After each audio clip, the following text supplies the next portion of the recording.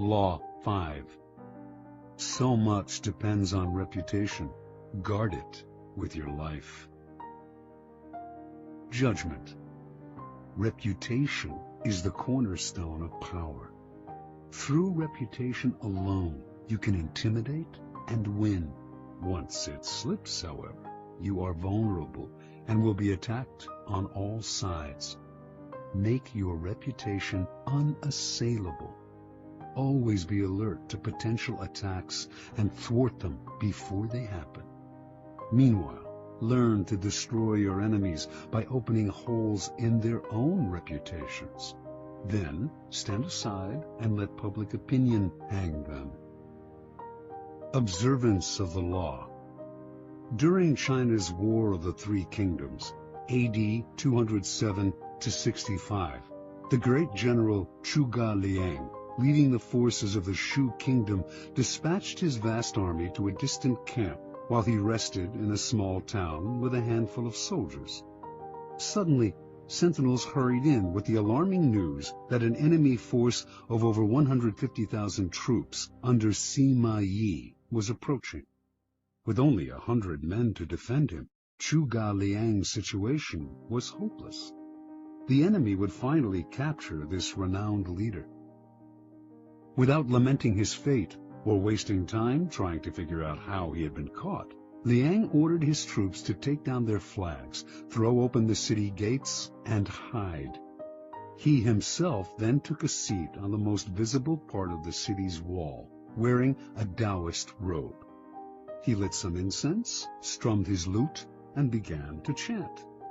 Minutes later, he could see the vast enemy army approaching, an endless phalanx of soldiers.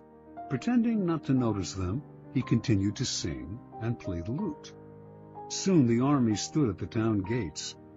At its head was Sima Yi, who instantly recognized the man on the wall. Even so, as his soldiers itched to enter the unguarded town through its open gates, Sima Yi hesitated, held them back, and studied Liang on the wall. Then he ordered an immediate and speedy retreat. Interpretation. Zhuge Liang was commonly known as the Sleeping Dragon. His exploits in the War of the Three Kingdoms were legendary. Once a man claiming to be a disaffected enemy lieutenant came to his camp offering help and information. Liang instantly recognized the situation as a setup. This man was a false deserter and should be beheaded. At the last minute, though, as the axe was about to fall, Liang stopped the execution and offered to spare the man's life if he agreed to become a double agent. Grateful and terrified, the man agreed and began supplying false information to the enemy. Liang won battle after battle. The Sleeping Dragon carefully cultivated his reputation of being the cleverest man in China, one who always had a trick up his sleeve. As powerful as any weapon, this reputation struck fear into his enemy. Sima Yi had fought against Zhuge Liang dozens of times and knew him well. When he came on the empty city, with Liang praying on the wall, he was stunned. The Taoist robes, the chanting, the incense, this had to be a game of intimidation. The man was obviously taunting him, daring him to walk into a trap. The game was so obvious that for one moment it crossed Yi's mind that Liang actually was alone and desperate. But so great was his fear of Liang that he dared not risk finding out. Such is the power of reputation. It can put a vast army on the defensive, even force them into retreat without a single arrow being fired. Keys to power. The people around us, even our closest friends, will always, to some extent, remain mysterious and unfathomable. Their characters have secret recesses that they never reveal. The unknowableness of other people could prove disturbing if we thought about it long enough, since it would make it impossible for us really to judge other people. So, we prefer to ignore this fact and to judge people on their appearances, on what is most visible to our eyes: clothes, gestures, words, actions. In the social realm, appearances are the barometer of almost all of our judgments, and you must never be misled into believing otherwise. One false slip, one awkward or sudden change in your appearance can prove disastrous. This is the reason for the supreme importance of making and maintaining a reputation that is of your own creation. That reputation will protect you in the dangerous game of appearances, distracting the probing eyes of others from knowing what you are really like, and giving you a degree of control over how the world judges you, a powerful position to be in. Reputation has a power like magic.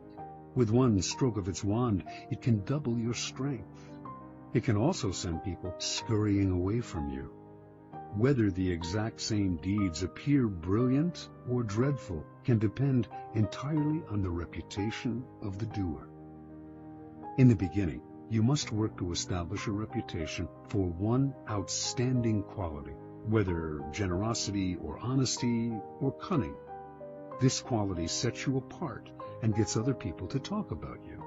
You then make your reputation known to as many people as possible. Subtly, though, take care to build slowly and with a firm foundation, and watch as it spreads like wildfire. Reputation is a treasure to be carefully collected and hoarded. Especially when you are first establishing it, you must protect it strictly, anticipating all attacks on it. Once it is solid, do not let yourself get angry or defensive at the slanderous comments of your enemies. That reveals insecurity, not confidence in your reputation. Take the high road instead, and never appear desperate in your self-defense. On the other hand, an attack on another man's reputation is a potent weapon, particularly when you have less power than he does.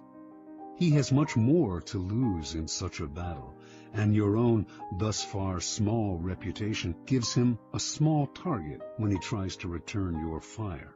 But this tactic must be practiced with skill. You must not seem to engage in petty vengeance. If you do not break your enemy's reputation cleverly, you will inadvertently ruin your own.